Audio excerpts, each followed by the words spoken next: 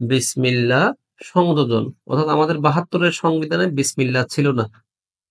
আসসালামু আলাইকুম সবাইকে লার্নার সাকসেস এর পক্ষ থেকে আন্তরিক শুভেচ্ছা জানাচ্ছি। আমরা আজকে এমন একটা গুরুত্বপূর্ণ টপিক নিয়ে আলোচনা করতে যাচ্ছি সাধারণ জ্ঞানে। যে টপিকটার নাম হচ্ছে বাংলাদেশের সংবিধান। এই টপিকটা অত্যন্ত গুরুত্বপূর্ণ।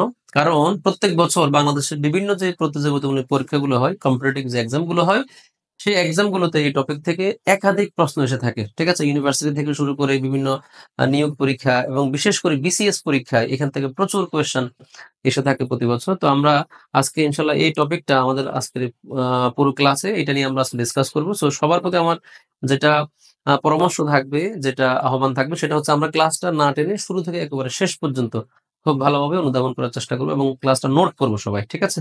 ওকে, তাহলে আমরা শুরু করি। আমাদের আজকের যে টপিকটা সেটা হচ্ছে বাংলাদেশের সংবিধান। বাংলাদেশের সংবিধান, constitution of Bangladesh. Constitution of Bangladesh.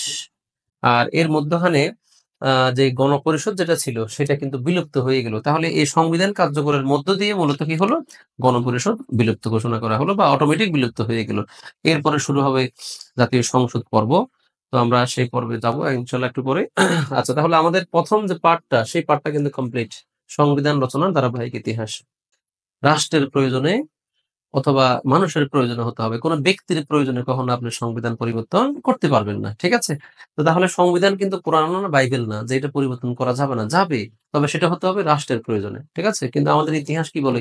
আমরা যতবারই সংবিধান পরিবর্তন করতে দেখেছি বা করেছি, আমরা প্রায় সময় কিন্তু সংবিধান পরিবর্তন করেছি ব্যক্তি এবং দলের প্রয়োজনে। খুব বেশি সংখ্যক এটাই হয়েছে। রাষ্ট্রের প্রয়োজনে সংবিধান পরিবর্তন খুব কম সংখ্যকবারই হয়েছে। এটাই বাস্তবতা। যদি আপনারা সংবিধান সংশোধনের ইতিহাসটা ঘাটেন তাহলে এটা আপনারা স্পষ্ট বুঝতে পারবেন। এইটার ফলাফল হচ্ছে বিচারপতি অবসারণের। এটার ফলাফলটা আমরা একটু লিখে নিই। এটা খুবই গুরুত্বপূর্ণ এই সময়ে, অর্থাৎ ৫ই আগস্টের সরকারের পতনের পরের প্রেক্ষাপটে এটা খুবই ইম্পর্টেন্ট। ঠিক আছে? আচ্ছা, ফলাফল হচ্ছে বিচারপতি অপসারণের অপসারণের অপসারণের ক্ষমতা। আপনারা জানেন যে আমরা সংবিধান আমি ১ম এই বলে নিয়েছি, সংবিধান একটা গুরুত্বপূর্ণ এবং খুবই তাৎপর্যপূর্ণ একটা অধ্যায় এবং সবচেয়ে বড় কথা হচ্ছে এটা একটা পরিবর্তনশীল একটা টপিক। এটা যেকোনো মুহূর্তে রাষ্ট্রের প্রয়োজনে, দেশের প্রয়োজনে এটা পরিবর্তন হতে পারে। মানে সংশোধন হতে পারে। ঠিক আছে? তো আমরা এজন্য সবসময় আপডেট থাকবো। আমি আজকে যা পড়াইয়েছি এবং আপনারা কিছুটা হলেও আপনারা বুঝতে পেরেছেন যে কোথায়, কোথায় সংশোধন হওয়ার সুযোগ আছে অথবা সামনের নেক্সট গভর্নমেন্ট বা রানিং গভর্নমেন্ট যারা আছেন তারা কোথায়, কোথায় হাত দিতে পারে।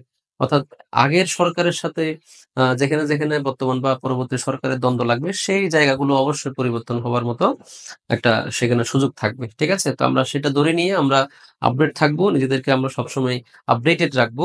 যাতে সংবিধানের কোথায়, কোথায় কি হচ্ছে, কি পরিবর্তন হচ্ছে সেটা সম্পর্কে আমরা অবগত থাকতে পারি। ঠিক আছে? তো আপনাদের সাথে আবারও দেখা হবে। সামনের ক্লাসে ইনশাআল্লাহ কোনো একটা গুরুত্বপূর্ণ টপিক নিয়ে আবারও হাজির হব।